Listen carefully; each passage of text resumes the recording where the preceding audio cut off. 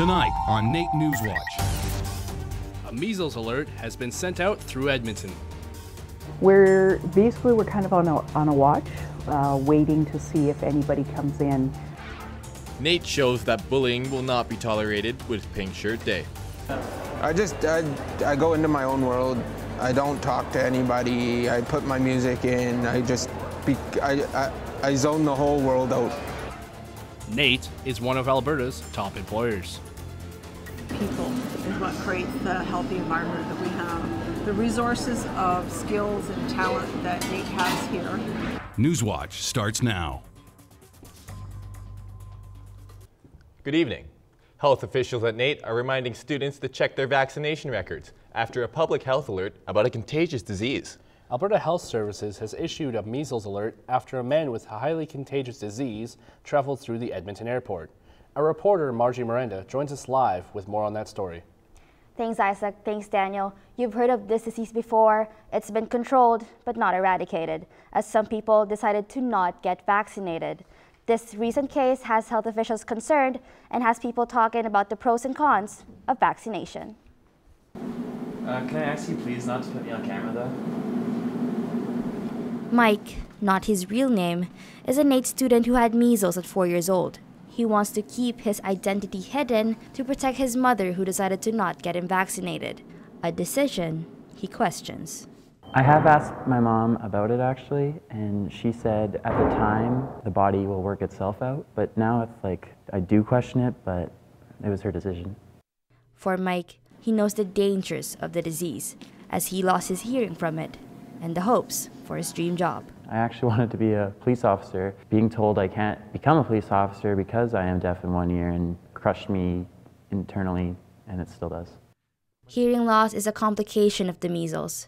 Others include seizures and swelling of the brain. NAIT officials are aware of the risk and are keeping a close eye on students, especially those who have been traveling. We're kind of on a watch, waiting to see if anybody comes in. It sounds like it's coming from some of our Asian countries, and people are bringing it back with them. They're carrying the virus back with them. And there is no natural medicines or herbal medicines to take the place of the vaccination. You can prepare yourself. Symptoms of the measles include high fever, dry cough and sore throat, runny nose, or red eyes. Red blotchy rashes will start to appear 3 to 7 days after symptoms have begun. As for Mike, his message is to be proactive and get your shots. I really do wish that my mom vaccinated me when I was just born, but unfortunately I didn't have the decision in that. But going forward, I really hope that everyone gets their kid vaccinated.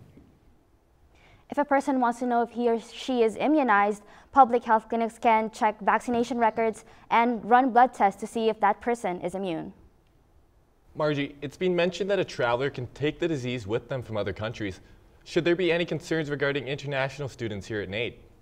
Well, medical examinations are performed for people who plan to stay in Canada for more than 6 months, and also for work and student visas. Those test results will show which vaccinations that person is recommended to get. And Margie, what should a person do if he or she feels the symptoms of measles? If someone believes they have measles, Alberta Health Services strongly suggests to stay indoors and do a self-imposed quarantine. Call the health line 811 and describe their symptoms. Thanks, Margie. That's Margie Miranda reporting live.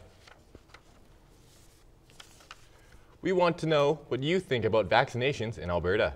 In partnership with our sister campus publication, the NAIT Nugget, we'll be polling viewers and readers on our question of the week. This week's poll question is, given the measles health alert, do you believe the government should make vaccinations mandatory? Just go on the NAIT NewsWatch or the NAIT Nugget Facebook pages and check off the answer you agree with the most. And don't forget to like the page to be in the running for the 2 tickets to the Oilers game on March 13th versus the New Jersey Devils. You're watching NAIT NewsWatch, the next generation of news. As of today, people who park at Century Park can lease a stall from Procura Real Estate Services. The City of Edmonton has given control of the Century Park park and ride lot back over to Procura. Procura has stated that the price of a stall will rise from $50 a month to $60 monthly. because she works in the airport and she parks here and she doesn't like to drive in the dark. That's why she took a bus from here to Century Park, and it's very inconvenient for her. Those that choose to lease a stall can call Procura and have one reserved for them. There are only a total of 454 stalls to lease, so if you want to lease one right now, it's best to call right away. Alberta's vets recently voted in favor of banning a number of controversial surgeries.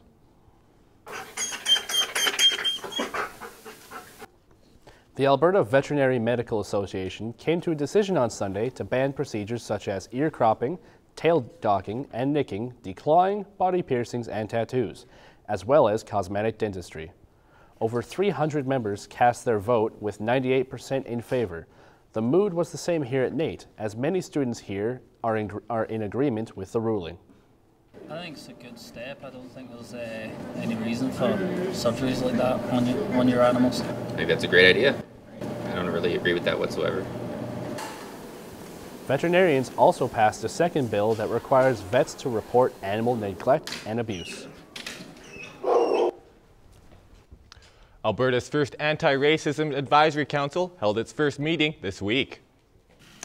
No pressure, right? But there's a lot at stake. The council consists of 24 members, chosen from over 300 applicants. Members hail from a number of backgrounds, representing First Nation, Jewish, Southeast Asian and refugee communities, among others. The council is tasked with finding ways to remove racial barriers across the province. We know that we come from an incredibly diverse population here in Alberta, and we have always been an accepting society, but we must recognize that racism does exist and it needs to be combated in every way possible. One of the very first issues ahead of the council is the topic of foreign credentials and to find a way for immigrants to gain access to jobs they are properly qualified for. A Canadian Armed Forces veteran is camped outside Leduc Fire Station 1 to bring awareness for mental health issues. Russ Lee served in the Canadian Armed Forces in 2002 in Kandahar. After he returned, he knew something wasn't right and was diagnosed with PTSD. Since then, he has been on a mission to help himself and others from suffering from PTSD. He's been camped out since Monday, raising money for the Legacy Place Society, a charity that builds resiliency between first responders and military families. So when I heard about Legacy Place Society, I decided I would try and do something to assist them, knowing that they're a not-for-profit organization, and the only thing I could think of was to sleep outside for a week in winter. Russ hopes to raise $15,000 by the end of today and would like to encourage those that wish to donate to head over to www.legacyplacesociety.com. NAIT makes the list of one of Alberta's top employers for the 7th year in a row. Alberta's Top Employers is an annual competition that recognizes 70 employers with exceptional workplaces. NAIT offers a wide array of employee benefits, but the inclusiveness and diversity within staff and students serves as a major factor in creating a healthy work environment. We did a collection and added up the amount of languages we have within our department that are spoken, and we got to a number about 37. So imagine that diversity, and it's been so great for all of us to work side by side. Along with the diversity within the NAIT community, NAIT has also been praised for its work in destigmatizing mental health. The Friesen Brothers Family Food Competition Showcase took place Saturday night.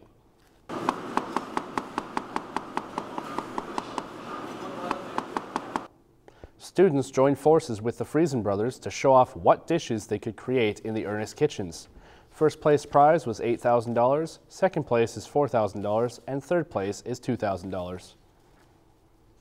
Basically, we had the idea to bring together a butcher, a baker, and a cook and work with them to create food that would function in our stores, bring together their ideas and their skills to bring that into our stores to sell to customers everywhere else.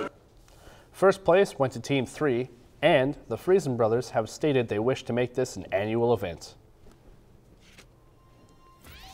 Coming up after the break, NAIT is taking a stand against bullying with Pink Shirt Day. And for one NAIT student in particular, Pink Shirt Day means more to him than just an event. I see it more outside of class and more towards after school type activities. Coming up in sports, the NAIT Ukes take on the State Trojans. We also take a look at Caitlin Slater and her record-breaking performances this year. As well, the Oil Kings hosted Hockey Hooky Day right here at Rogers Place. All that and more coming up. As much as it pains me to say, it looks like this bad weather is still going to stick with us over the weekend. More on that after the break.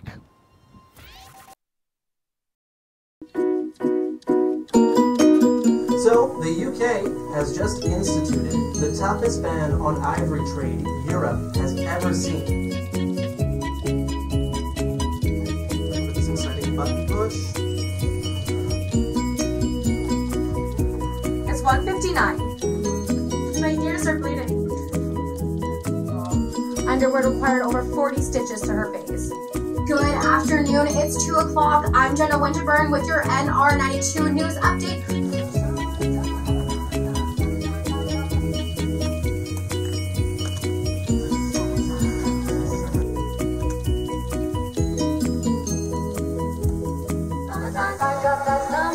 You're listening to NR92.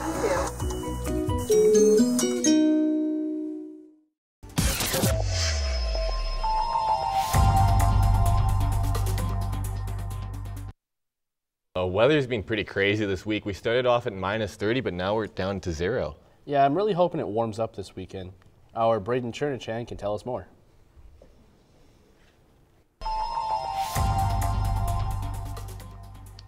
Well, sorry to say, guys, it looks like this weather will not be stopping anytime soon. While we may have survived February with it being the coldest weather we've had in 40 years, it looks like that March is going to start with the same kind of thing. So let's start off here in Calgary.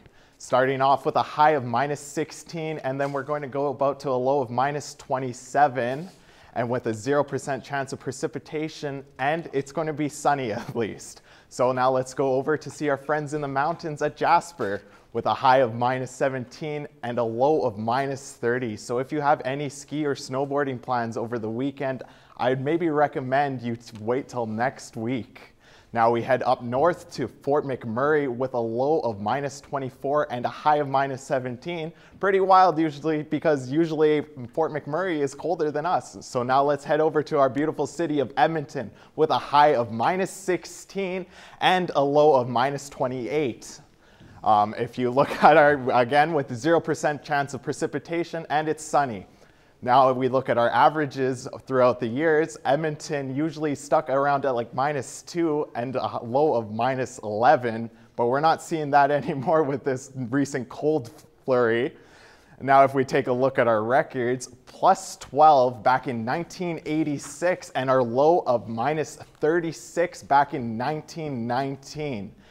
That's been your look at this week's weather. Back to you guys. NewsWatch Weather is brought to you by NR92, the station for the students. For one NAIT student, bullying didn't take a back seat after beginning post-secondary. Yeah, and to him, a show of support in the form of pink shirts acts as a sign of unity. Our Josh Park reports. I feel depressed. I just zone myself out. For second-year NAIT student Schaefer Gluck, bullying didn't become a problem until he reached post-secondary. People were just bullying me because I wasn't really doing well in school and thought I was dumb, thought I was stupid, and just put me down for being not a good student. A common misconception is that bullying ends once students graduate high school, when in fact for some students just like Gluck, bullying takes on a new form in a new place. And that's why he joined a Sea of Pink on Wednesday, taking a stand against bullying. It was a welcoming atmosphere as staff and students took part in the 4th annual Anti-Bullying Day at NAIT. Event goers donned pink shirts as a show of support to those affected by bullying. Although the activities took place outside the classroom, a lesson was still to be learned. Reminder to people that NAIT staff and students don't tolerate bullying, harassment, abuse, and discrimination of any sort. Studies show that over 100,000 post-secondary students drop out each year due to bullying in North America. And 40% of adults say they have been bullied online at some point. As for Gluck, he hopes those affected by bullying of any kind aren't hesitant to ask for help. Try and get them to go see Tim or go see counselors or the peace officers about it. And for those that wore a pink shirt on Wednesday, they join a growing voice against bullying. A tradition that was started in 2007 by two young Nova Scotian boys has now broken international borders, and schools just like NAIT are participating in the annual event each and every year. Josh Park, NAIT NewsWatch. The NAIT men look to be on the brink of clinching a first-round bye and home field advantage in the playoffs. Yeah, Isaac, as well as the Oaks women hockey team continue to ride their record-setting goalie. Jordan Clark has more for us. Thanks, guys. The NAIT Ooks women's hockey team is currently facing off with the Olds Broncos in the playoffs. With the Ooks up 1-0 over the Broncos, the team will have to continue to ride rookie goalie Caitlin Slater. Slater is currently the only goalie on the Ooks, though she has shown no signs of fatigue as she now holds the record for most wins in a season with 19, breaking the previous record of 16. As well, she broke the record for most saves in a season with 570. Despite breaking both records, it came as a surprise when she found out. I honestly had no clue, and Savvy went and got the puck in the middle of the game, and I was like, what is that puck for? And then the coach just gave it to me after. So. The Ooks will look to continue to ride the success of Slater as they host the Broncos in Game 2 of their playoff series tonight at the NAIT Arena. The NAIT Ooks men's hockey team had a nice little rest before their big matchup this week with the MacEwan Griffins. However, before their break, they had their hands full with their rivals from down south, the St. Trojans. The Trojans go into the game having won their last 7 games, where the Ooks are simply just trying to clinch a first-round bye in the playoffs. Kicking things off in the first period, a long lead pass from Connor Vermillion to Shane Fraser, and he would make no mistake burying his 4th on the season to give the Ooks a 1-0 lead. Skipping ahead to the second period now, Trojans on the power play and a glorious chance from Tyson McCallum is turned aside by Brendan Jensen. Same power play, odd man rush for the Trojans, a nice move from Parker Kevins-Campbell, but he's absolutely robbed by Jensen to keep the score 1-0. Ooks power play now, a shot from Colton Waltz would squeak through Lee but just go wide. Trojans back on the power play, a funny bounce off the glass would send Tanner Dunkel away shorthanded, but he is turned aside by Peyton Lee. Trojans still down 1 heading into the third. Ooks power play with Jake McKittick with the one-timer, and he would fire just off the crossbar. Final minutes now where the Ooks, or Eric Pedersen makes some nice moves, but will lose control of the puck before he can get the shot away. Last chance for the Trojans, and ACAC leading scorer Dean Allison would have a wide open cage, but just shoot it high. The Ooks would have an empty netter to take this one by a score of 2-0. Ooks forward Jake McKittick thinks his team's performance was the best he's seen in a while. I thought it was a really good team game. I thought, probably the best team game we played in the second half. Paid attention to the little details, and it seemed to pay off. As it stands now, the Ooks would have home ice advantage throughout the playoffs, making their last 2 games against MacEwan all more important. They face off tonight at MacEwan and Saturday at the NAIT Arena. Members of the military from all over Canada gathered in Edmonton to take part in the Canadian Armed Forces Hockey Championships. Soldiers from Atlantic Canada, Ontario, Quebec, and Western Canada all took part in the tournament to see which region is superior. The purpose of the tournament is to help build morale and welfare for soldiers. The tournament has been around since the 1970s, with many that participate being former junior players. I played junior hockey growing up. I played 1-year university at the Royal Military College. And it feels nice to be back on the ice with a bunch of guys that can actually play hockey. Atlantic Canada defeated Western Canada in the finals. Edmonton will also play host to the women's and old-timers tournaments next week. Thousands of students played hooky this week. Well, they were encouraged to take part in the 10th annual Hockey Hooky Game.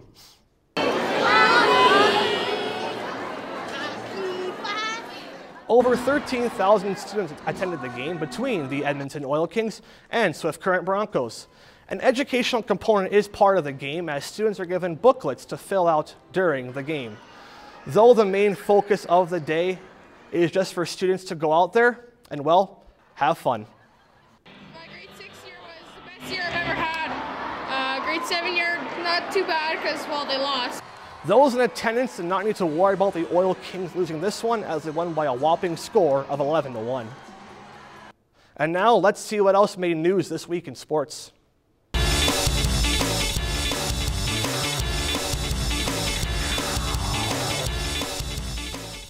The NHL trade deadline was this past Monday with plenty of teams making moves. None more evident than the Ottawa Senators trading Matt Duchene, Ryan Dzingel, and Mark Stone to fully embrace the rebuild.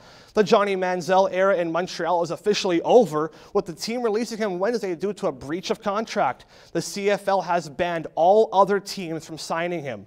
Bryce Harper became a little bit richer on Thursday by signing a 13-year, $320 million contract with the Philadelphia Phillies. Harper is now one of the highest paid players in the MLB. Jason Witten announced that he is coming out of retirement to rejoin the Dallas Cowboys. It will be his 16th year in the league. He leads the Cowboys in most yards and catches all time.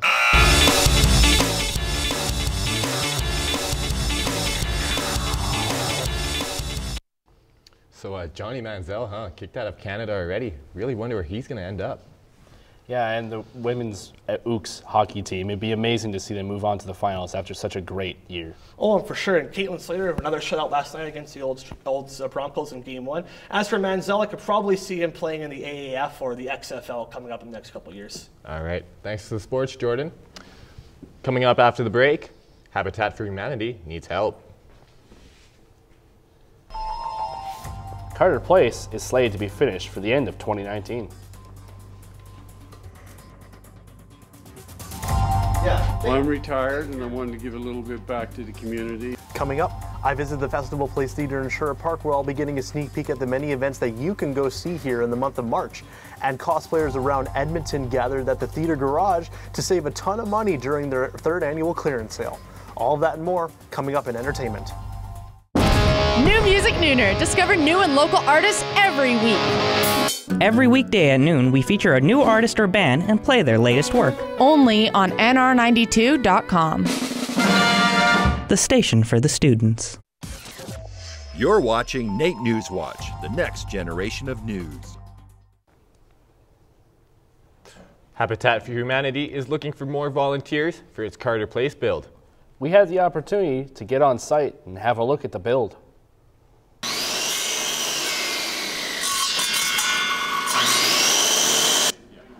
The Carter Place build, named after former President Jimmy Carter, started in 2017 and has been going strong.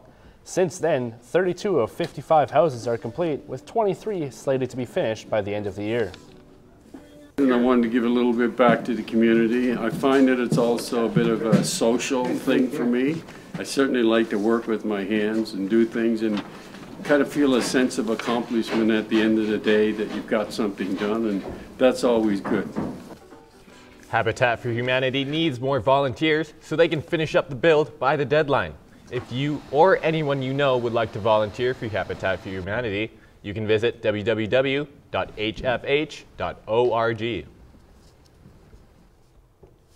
Well, now it's time to take a look at entertainment. And you know, Isaac, I'm really wanting to get out more this month and see some cool shows. You know what I mean? I definitely do, Daniel. And for us, Noah Ortiz, our entertainment host, has a bunch of previews for the events coming up in March. Noah, what you got for us?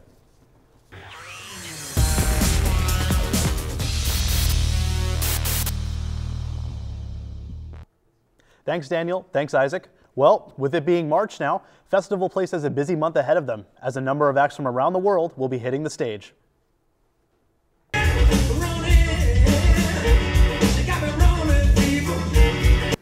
It may be empty now, but Sherwood Park's most popular theater will be packed starting tonight at 7:30, when Dave Gunning and JP Cormier will be performing. Later in March, acts such as Samantha Martin, Litz Alfonso Dance Cuba, and Tommy Castro will be livening up the theater with their immense talent. Lots of varieties and lots of fun. That's Festival Place's ultimate goal.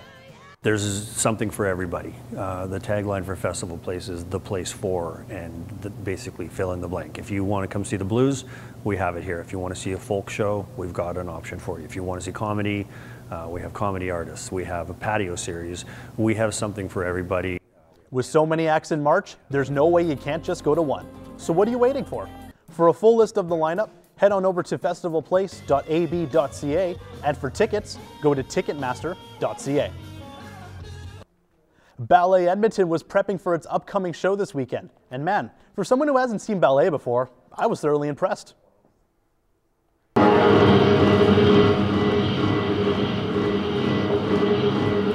The group of 8 ballerinas and ballerinos took to the dance floor to perfect their routine as their contemporary ballet show, I'm Still Here, will be taking place at the Trifo Theatre in Allard Hall at MacEwan University all weekend. The performers are working tirelessly to put on the performance of a lifetime. A combination of skill, art, choreography, and emotion will be on full display in this immersive experience that everyone should go see. It's quite exciting. It's for our company. It's a really young company, and we're doing really contemporary ballet, contemporary work. And it's brand new to everybody, I'm sure.